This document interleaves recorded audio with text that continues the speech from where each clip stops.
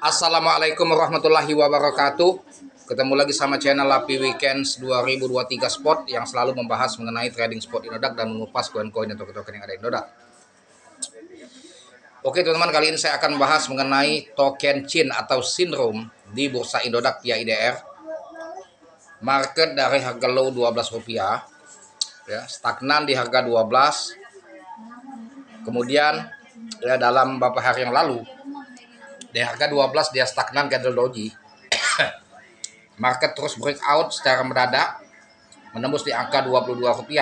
Tetapi itu hanya test drive ya, tidak lama. Lantas candlestick bullish yang tadinya panjang kemudian kembali ke titik awal dan lantas diikuti oleh candle bearish sehingga balik stagnan di harga 13. Kemudian di harga 13.14 ya, dia stagnan di 13.14.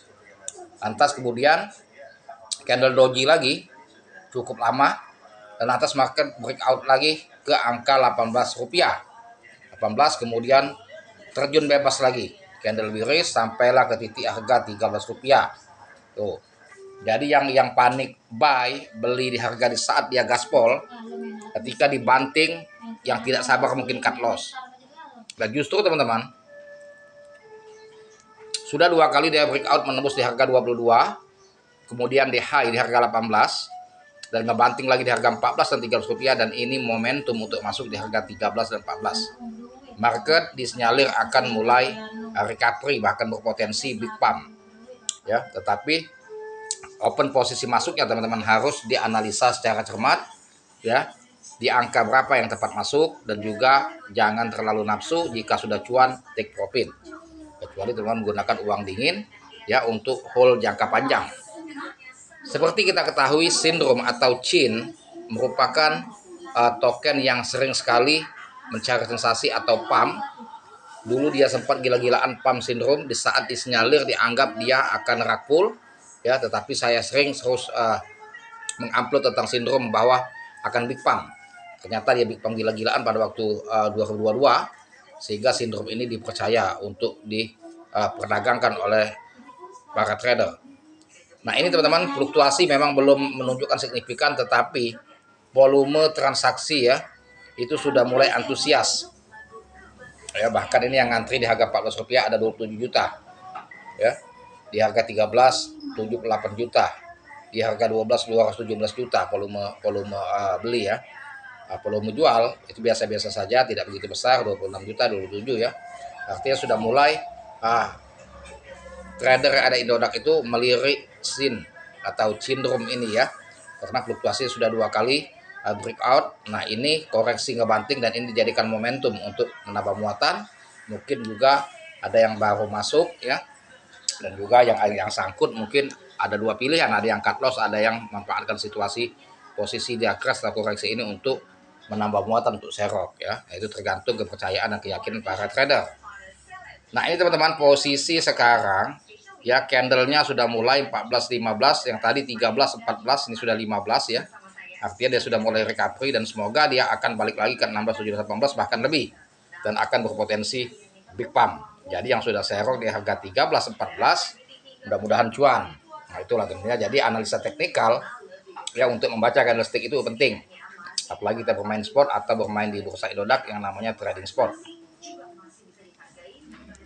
Nah ini teman-teman, kita lihat marketnya di CMC.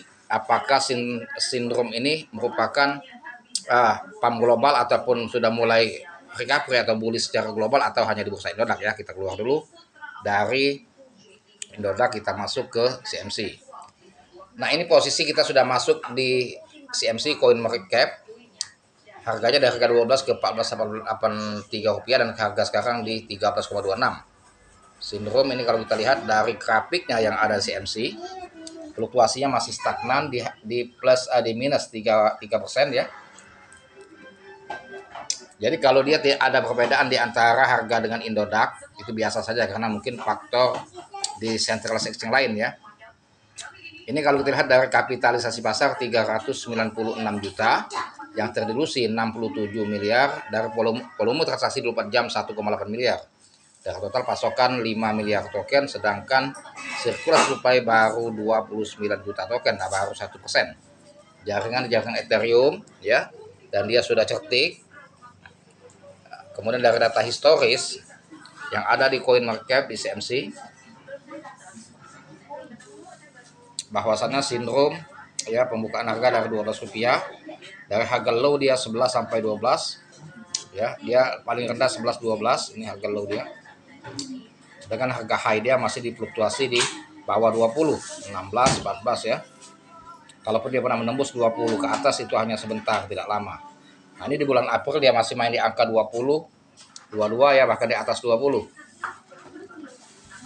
Di bulan Juni dan Juli inilah dia bermain di angka di bawah 20. Apakah dia berpotensi seperti bulan Maret bisa menembus harga 30 atau 34 bahkan 50? Itu bisa saja, teman. Karena sindrom ketika dia big pump, dia gila-gilaan gaspol cepat sekali, dan semoga dia pada bulan Juli ini berpotensi ya big pump sehingga menembus new ATH seperti pada tahun 2022. Nah, ini di akhir Januari fluktuasinya ya bermain di angka di atas 20 bahkan 30.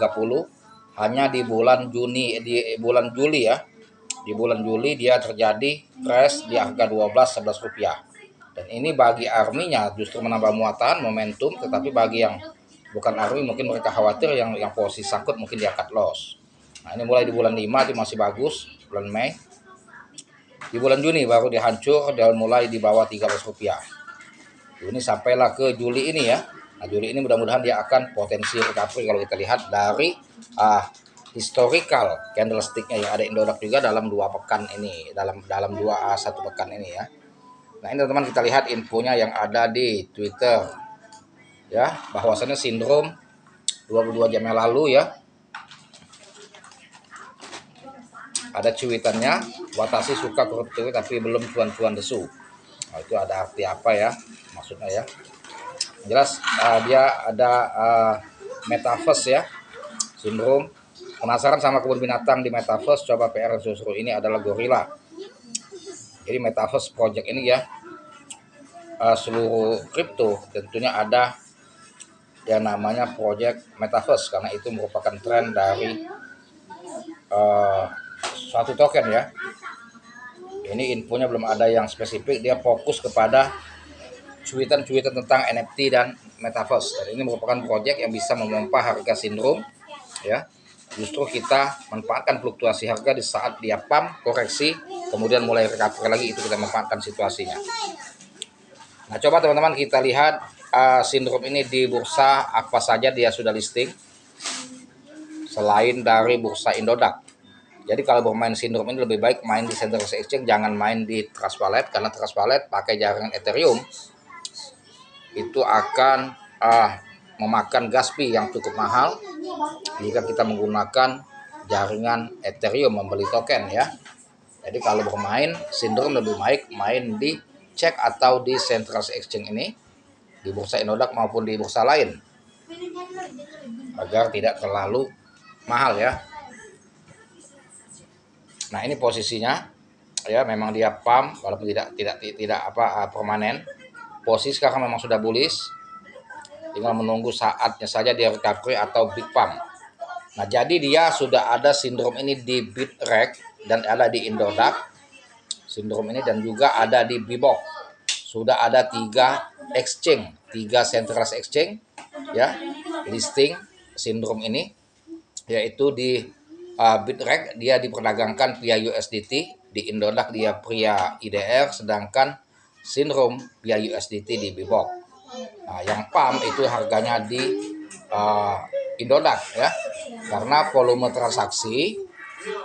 transaksinya kalau di sindrom Indodax itu 228 Indodax ya, dia 46.000 volumenya, sedangkan ini hanya 643. Jadi memang benar-benar di Indodax yang dia mengalami pump yang sangat signifikan ya. Nah, ini tentunya market makernya, artinya developer membuat harga pump atau dump maupun koreksi itu dia setel lewat dari bursa Indodax. Kalau dia melakukan buyback banyak di bursa Indodax, maka akan mengguncang harga fluktuasinya untuk pump maupun dump ya. Artinya di Indodax yang fokus yang dipermainkan harga. Nah, itu trader yang ada di Dodok juga sudah mulai antusias untuk membeli Sindrom, dan semoga Sindrom ini akan cepat reaktif dan berpotensi big pump sehingga kita cuan ya. Disclaimer on Dior. Sampai sini mengenai edukasinya, dan jangan lupa dibantu share saya, like, share, serta komen. Terima kasih dan saya akhiri dengan assalamualaikum warahmatullahi wabarakatuh.